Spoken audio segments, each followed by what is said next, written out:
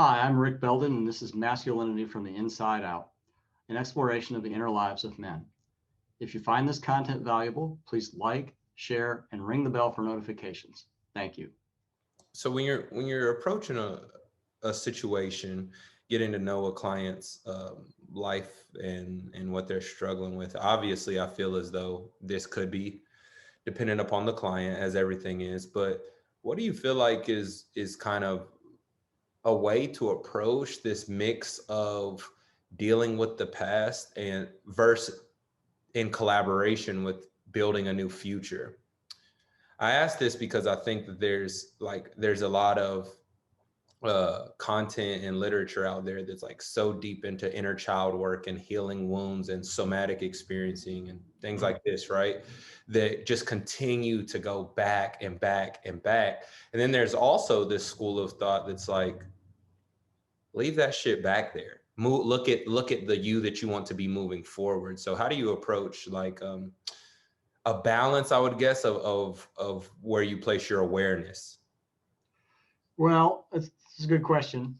Uh, the sort of one of the primary points is that what I'm doing is coaching. It's not therapy.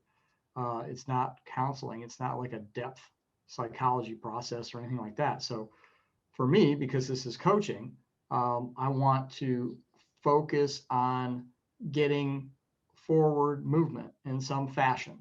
Uh, because if somebody's stuck, I want to help them to sort of get out of that state of being stuck. And so looking at root causes and sort of root patterns that go back to childhood or being a teenager can it's often essential that you look at those things so you have some insight into what your trap is, you know.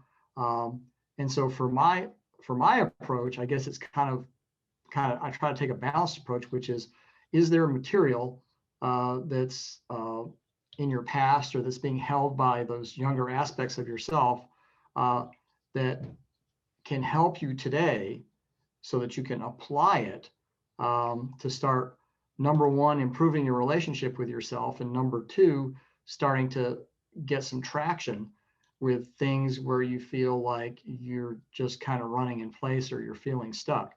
So for me, I guess the sort of defining characteristic of what's, how much do we want to look at is what's applicable in this situation, because I'm looking for information that we can apply. And so oftentimes that's insight into what is the underlying conditioning or what is the underlying patterning that has you in a state where you're stopping yourself or you're feeling stuck or you're not fully aware of all your options or you're maybe reluctant to try something because it feels unsafe, those sorts of things. It seems like, and this is just intuitive to me, that if we're just talking about improving your relationship to yourself, maybe the past initially would have more value than the future. Um, am I way off on that? Um, Well, again, I think it's a balance because certainly, as you said earlier, people can do deep dives in the past and they can stay in there for a long time, mhm, uh, mhm. and sort of forget about the future, forget about the present. I guess for me, it's like I want to help people come into present time. That to me is the most. That's where you have the opportunity to do something. Yeah. Uh, and the future hasn't happened yet, and the past is just sort of the past to me, and one way to think of the past is it's a set of patterns. It's a set of narratives that you have. And Mhm, if those patterns or those narratives are interfering with your ability to be here in the present, which impairs your ability to mhm, get mhm. yourself pointed into a future that you want, then I want to look at those things. But I always want to look at those things with an eye toward how do we apply this? How can we get some movement here based on what comes up? So would we say that like a nice general approach, if we're going to look at the two in combination, would be you're using the past to loosen those narratives, maybe change some beliefs, loosen or even come to the realization how illusory those narratives are. You're working with the past to kind of cultivate the skill set and the vision to build a bigger future, and you build that bigger future, what is it, reverse engineered down into the present moment. Mm-hmm. It's kind of like that, boom, rooted right in here. Right. Right. And again, it's all really, the more you can bring yourself into the present so that you're aware of what you're feeling, Mm-hmm. you're aware of what's going on in your body, Mm-hmm. you're aware of the stories that you're telling yourself. Mm-hmm. The more that you can do that, the more that you can evaluate that information, which is all it is at some level. Even what we think about as the past is it's information. Uh-huh. That we can evaluate, we can make use of it. You can look at those stories and look at the words that you use. So like I was very frustrated one time about 10 years ago. I was seeing a counselor and I was talking about my morning routine as a writer being interrupted by the fact that I had to go to work every morning. And I was using some very dramatic language about it. And he just said, is it possible that you're overstating this? And I was like, no, absolutely not. That's exactly how it feels. Well, that was how it felt, but that's subjective. From an objective standpoint, yes, I was overstating it. And at the time, I thought this guy he just doesn't get it. He doesn't understand me. Mm-hmm. I look back on it now, it's like, yeah, I think he got it.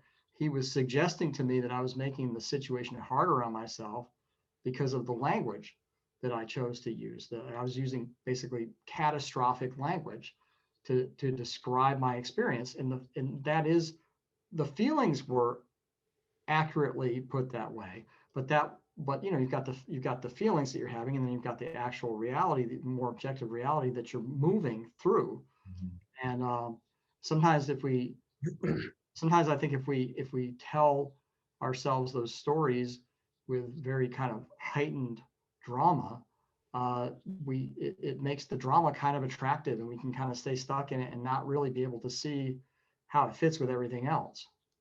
So I feel like there's a real way to bring our self-talk. There's a way that you can root your self-talk. I mean, I think initially that's kind of from where we most operate. You can root your self-talk in the past, out of past patterns. Mm-hmm. And I realize that there's a conscious way to root your self-talk in the future. Like, how would the you that you want to be talk to yourself? Right. And there's also the you that you've been, how have you been talking to yourself? And I think um and from personal experience, even playing around with that has helped me to realize like a couple of things. Well, your past self is your present self is just operating off of that system that is the past self, and Mm-hmm. your future self is a decision, a split decision away from being your present self. Like your future self is you as soon as you decide it is. It's Mm-hmm. almost like, yes, I mean, of course, there's like, you have to grow these things, these habits into becoming it, on a consistent basis. But it's one decision away from saying like, how would the me that I want to be treat me, talk Right. to me? And I think that, specific to the masculine energy, I think that a lot of times we take up this mindset with personal development, and probably most things. We think of any type of growth, especially that seems difficult, and we create this narrative oftentimes subconsciously that makes it as hard as it could possibly be. Mm-hmm. Can you give me an example of that? Well, if only I could learn how to talk to myself in a better way. Man, I've always had to talk to myself this way to get the results that I need. I'll Mm-hmm. work on it, but man, I'm so deeply conditioned that way from career and sports and law school that it'll take me 5 years to learn how to talk to myself politely instead of, hey man, you got this right now. Yeah. Nah, man, it's actually that simple, and do that over and over again. Like it's actually it's that decision moment by moment. There is no business plan or process Right. or Isn't it interesting that you can put a timeline on something that you've never experienced before? So in other words, you don't have any basis for saying this, it'll take 5 years. Yeah, that's super interesting. Well, Totally speculative. I think even before we started recording, I was explaining to you how I'm having a paradigm shift where I'm going from kind of uh, this along the lines of this conversation where in specific to where I want to go with my education. I've gone from thinking that, okay, once I get to this specific place that I want to be financially and in my career, then I can further my education. Mm-hmm. Creating a narrative that makes me less happy and makes that path difficult versus saying develop professionally through my education. Right. Which, like, all that simply took was a release of narrative, because when I look at it, it was an easy decision that was like right here, which I think working with coaches and therapists, I think such as yourself, the coaches and therapists who know what they're doing will help you see that with unknowingly you're causing a lot of your suffering some of the time. Some of the time you're exacerbating it because your mind can't even fathom that, like, oh, you mean I could just make the decision to talk nicer to myself? I could just make that decision.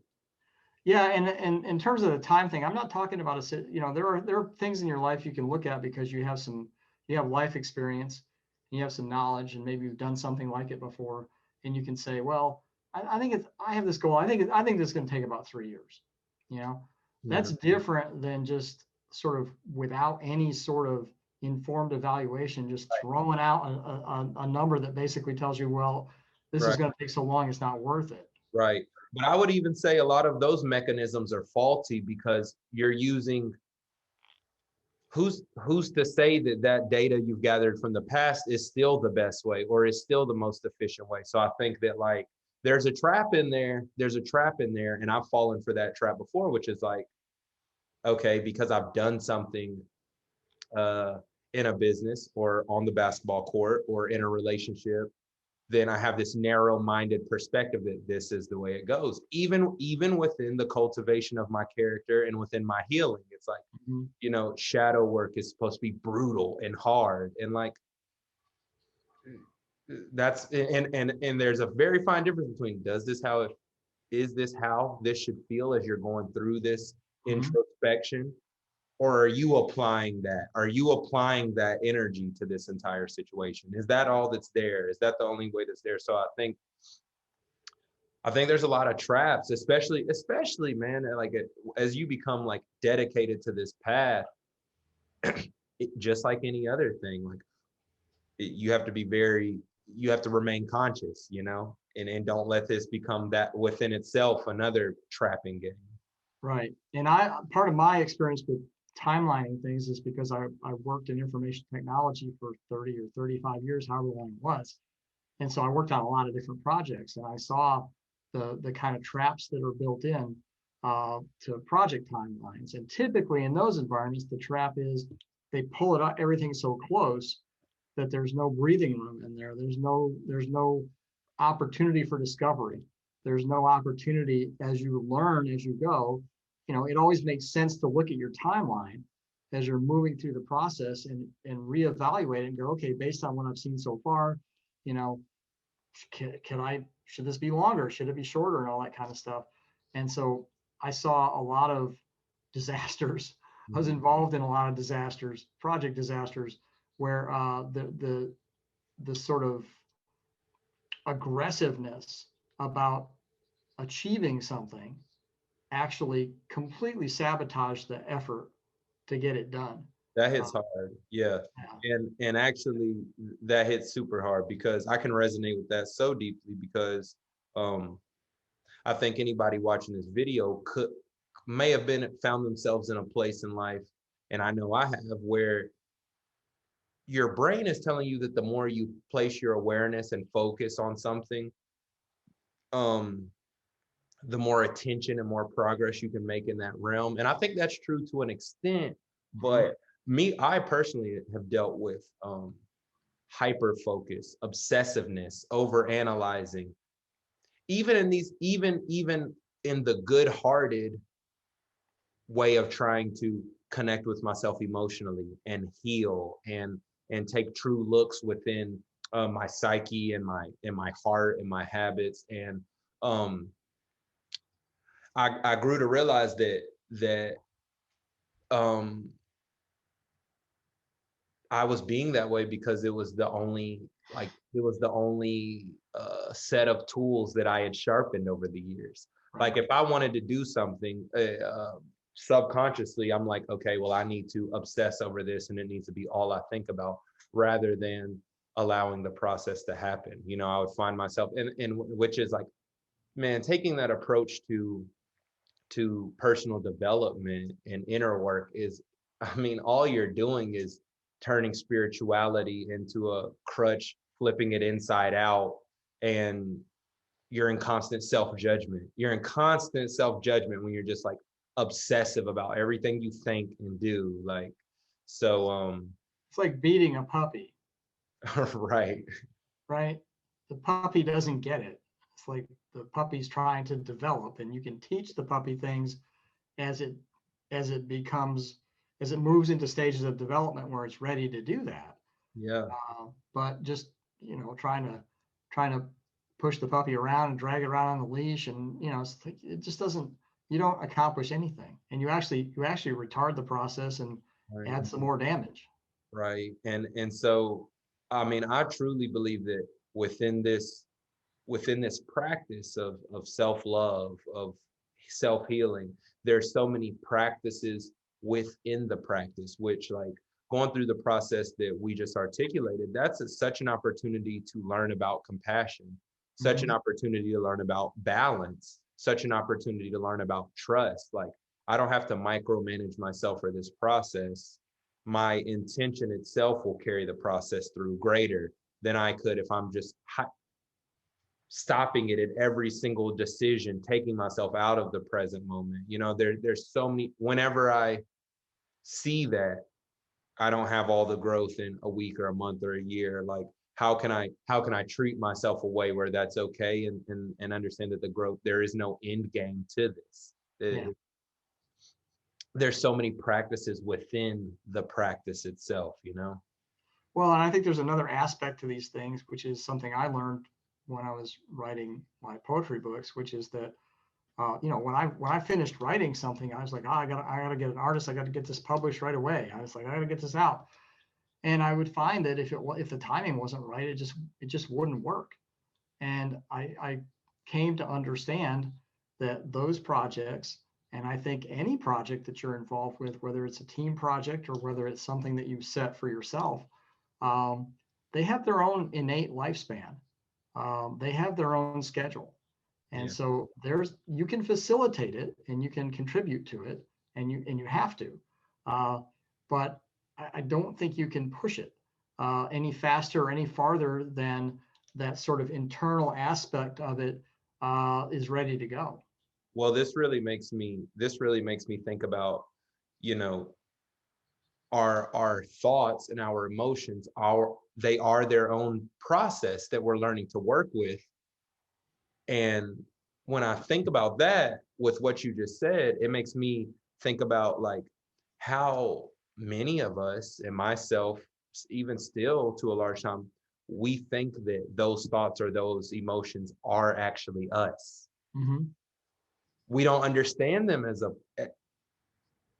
a process within us, or maybe you could replace within for beyond, whatever feels right. But, like, we don't see them as processes, as phenomena. They're like independent of us as the observer of it. And Right. I think like attach or identification to thoughts and emotions. I mean, for me, I feel like if you talk about meditation, that's the single best thing that it does, is whether you, no matter how long you do it, it just opens up a little space where you can just actually understand that, like, the thoughts that come into my brain aren't me. Hmm. Like, there's a space in there, Yeah. you know. I mean, for me, that's been the biggest reward of the practice is just like, and then that awareness kind of starts to stay with you after a while. You don't Yeah. just accept any thought as like me, Mhm. like without, and I think that's why that's such a valuable practice, man. Yeah, it was that was a game changer for me. I mean, and Likewise. for me, I Likewise. guess the way I would state it is I developed and activated this independent witness in myself that could detach and Mhm, step back from any situation really. mhm, Uh, some are harder than others, but there was that sort of ability to step back and observe mhm. and evaluate, and Mm.